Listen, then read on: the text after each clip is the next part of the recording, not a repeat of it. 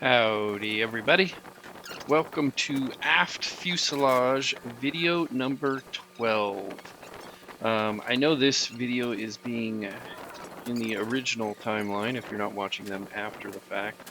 It's coming after some of the wing stuff and some of the empennage fairings, but I have recorded video of completing the aft fuselage, so I figured I would put it out there. And this is putting the top on the aft fuselage, that top piece there that we're going on, me and my dad. And then we will be riveting that thing on and completing that whole aft fuselage section. After this, it's pretty much done. The next piece is actually attaching the horizontal stabilizer, vertical stabilizer to the aft section. To test fit them, that is to say. If I had to do this again, and I was building this and I knew that my aft fuselage section would have to sit for 4 years while I build all of the other things and save up money to buy a outrageously priced engine, I probably would not have attached the top or the two top side pieces to the aft fuselage. I probably would have left them off and in the box that they kind of came in to protect them. Not that they've gotten ruined, but they do stick out 3 feet or so on that far end in this video. They kind of stick out, and there's not really much of a way to, like, right now I'll show you a picture here real quick. Right now I have it on a table kind of on the other side of the garage with some stuff kind of blocking it so nobody runs into it. Not exactly the safest or best way to store your aft fuselage. But it's what I have, and again, hindsight's 2020. If I would have known about it, I probably would not have attached the 3 top skins to my fuselage.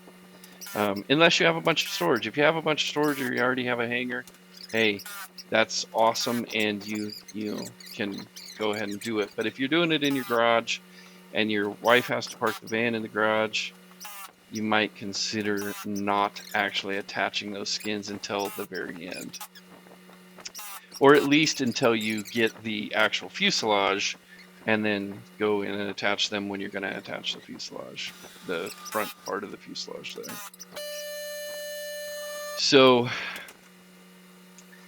it does take 2 people.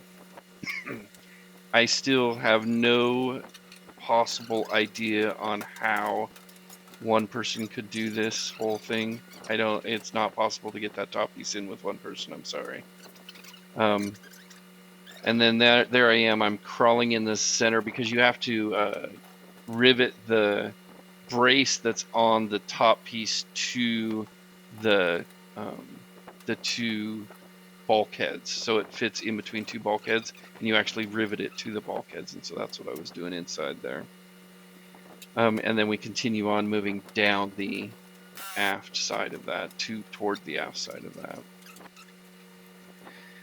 and it is a tight fit in there, and I am big, and it was uncomfortable, and it was hot, and it was not fun. So I will just warn you ahead of time that you will need 2 people, and whoever gets inside there, if you're fat like me, it's uncomfortable.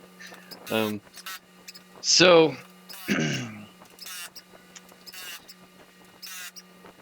my dad and I are just continuing on there. I do have a joke. So what do you get if you cross an angry sheep with a moody cow?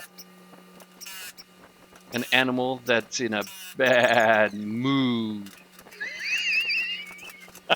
Bad mood. That joke's pretty dumb. Oh, I love dad jokes. They're awesome. And there's the management. Management is letting us know if we're doing a good job. My folks came down and visited with us when we were doing this. And this video was probably, oh shoot, I don't know. It was probably last summer, last August or September, I'm thinking, when we actually filmed doing this. But there's management in the way of the camera. I don't know if she cares much about, filming and perspective there. But management's in charge, so you let them do whatever they want to do. And you see my dad there, he's just being a good little doobie and listening to management because he has spent like 50 years with management and he knows better than to talk back because management will crush him. I don't know if the rest of you guys have families like that, but management is in charge. I love you, Gran. So when you watch this, you will know that I am just teasing you. And then we're getting close to the end, and I am sick of being inside there. So we finished that up, and I'm like, hey, wait a minute. Let me crawl out. And you can kind of see me in the shadow. I'm in the back there, crawling out. I was like, no, I can reach those from this other side. So I'm going to do that because it's not as cramped. And then I use the fancy little mirror to make sure they're riveted enough. And there we go. That's pretty much it for this video.